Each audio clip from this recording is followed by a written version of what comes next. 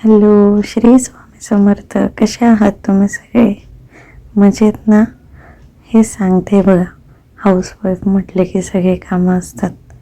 घर साफ करायचं असतं, भांडे घासायचे असतात, कपडे धुवायचे असतात, हे सगळं टेन्शन असतंच. पण हे टेन्शन आपण फक्त असं डोक्याला हात लावून बसून करत नाही, पण मन लावून कामं करतो. हे सगळे कामं मन लावून करत असतो. याच्यामध्ये आपल्याला कधी कधीच कंटाळा येतो.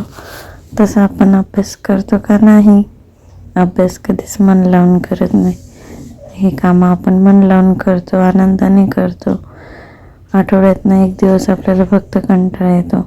एवढे सगळे मल्टीटास्किंग आपण करतो, पण आपल्या स्वतःसाठी वेळ मात्र आपण देत नाही.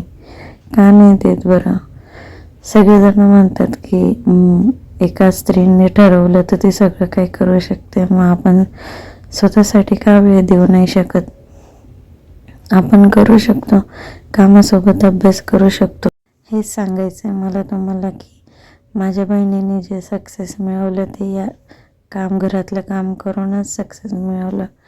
ती सकाळी पहाटे 4ला उठायची, 4ला उठून अभ्यास करायची, 4 ते 6 अभ्यास करायची, 6ला ती मुलाचं टिफिन बनवायची, 7ला त्याला स्कूलला सोडवायला जायची, परत 7 ते 9 थोडा वेळ अभ्यास करायची, 9 ते 12 ती घरातले कामं करायची, स्वयंपाक, कपडे धुणे, भांडे घासणे, घर पुसणे, घर झाडणे, सगळं काही आपण जे कामं करतो ना हे सगळे कामं ती करायची 12-12:30पर्यंत.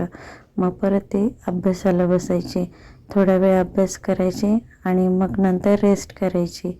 रेस्ट केल्यानंतर परत ती संध्याकाळी मुलांचा अभ्यास घ्यायची. मुलांचा अभ्यास घेतल्यावर लगेच स्वयंपाकाला लागायची. तिलाही 2 मुलं होते, सासू पण तिच्यामध्येच होते आणि नवरा अजिबात लक्ष देत नव्हता घरात. तिने हे सगळं मॅनेज करून ती करायची. संध्याकाळी मुलांचा अभ्यास घेऊन झालं की परत ती स्वयंपाकाला लागायची.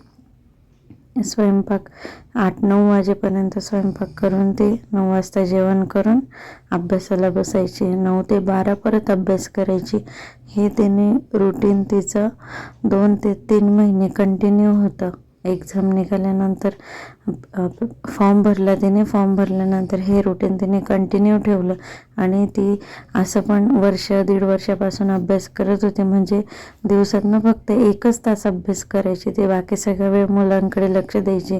पण जेव्हा एक्झाम आली तेव्हा त्यांनी जास्त फोकस केला अभ्यासावर. पण ती वर्षभरात म्हणजे कंटिन्यू ती 1 तास अभ्यास करत असल्यामुळे टायमावर तिने 2 महिने व्यवस्थित अभ्यास केला तर तिचं सिलेक्शन झालं. मग आपण का करू शकत नाही? आपणही करू शकतो ना. आता माझ्या दीदीने केलं, मला त्याने तर जास्त प्रेरणा भेटली अजून. त्याच्यामुळे मी अजून जोरात अभ्यास करणार आहे आणि हेच प्रेरणा मला तुम्हाला द्यायची आहे की तुम्ही पण काहीतरी करा. त्यासाठीच मी हा व्हिडिओ बनवत आहे. मैत्रिणींनो, जर आपण पायावर उभं राहिलो ना तर आपल्याला कोणाचीच गरज नाही.